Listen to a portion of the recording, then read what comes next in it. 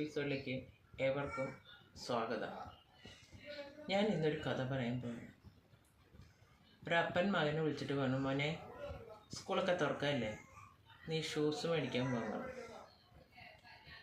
അവനപ്പോൾ കടയിൽ പോയിട്ട് ഷൂസ് ഇട്ടു. രണ്ട് തരം ഷൂസ് ഉണ്ട്. ഒന്ന് പോയിൻറ്റഡ് ഷൂസും ഉണ്ട്, സോളിൻ്റെ ഒന്ന് റൗണ്ട് സോൾ പോയിട്ട് ഇങ്ങനെ റൗണ്ട് ടിപ്പായിട്ടുള്ള.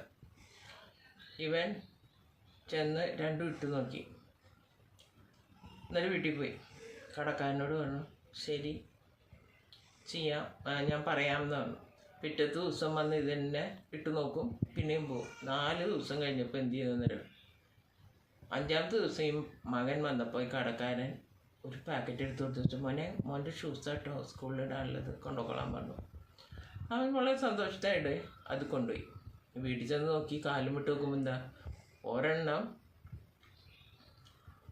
ടിപ്പ് കൂർത്തതും ഒരെണ്ണം റൗണ്ടും, അതായത് കാലിൻ്റെ.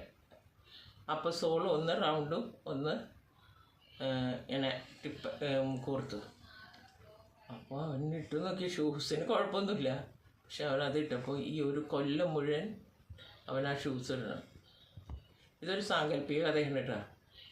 നാളെ സ്കൂളിൽ തുറക്കാൻ പോവുകയാണ്. നമ്മുടെ കുഞ്ഞുങ്ങൾ സ്കൂളിൽ പോകുമ്പോൾ നമുക്ക് നമ്മുടേതായ ഡിസിഷൻ വേണം. ഡിസിഷൻ എത്രത്തോളം നീട്ടുന്നു അത്രത്തോളം നീട്ടിക്കഴിഞ്ഞാൽ വേറെ ഉള്ളൊരു ഡിസിഷൻ നമ്മൾ സ്വീകരിക്കേണ്ടി വരും. ഇത് നമ്മുടെ വീട്ടിലും ബാധകമാണ്, ഭാര്യമാർക്കും ഭർത്താക്കന്മാർക്കും. അധികം ഭാര്യമാർക്കാണ് എഫക്റ്റഡ് ആവണമെന്ന് വെച്ചാൽ നമ്മൾ ഈ തീരുമാനങ്ങൾ ഭർത്താക്കന്മാരുടെ ഇഷ്ടത്തിന് മാറ്റി കൊടുക്കുമ്പോൾ നമ്മുടെ തീരുമാനം ശരിയാവില്ല. അപ്പോൾ ഇതുപോലെ ഒരു റൗണ്ടും ഒരു കൂർത്ത ഷൂസും ഇട്ടുകൊണ്ട് നടക്കേണ്ടി വരും.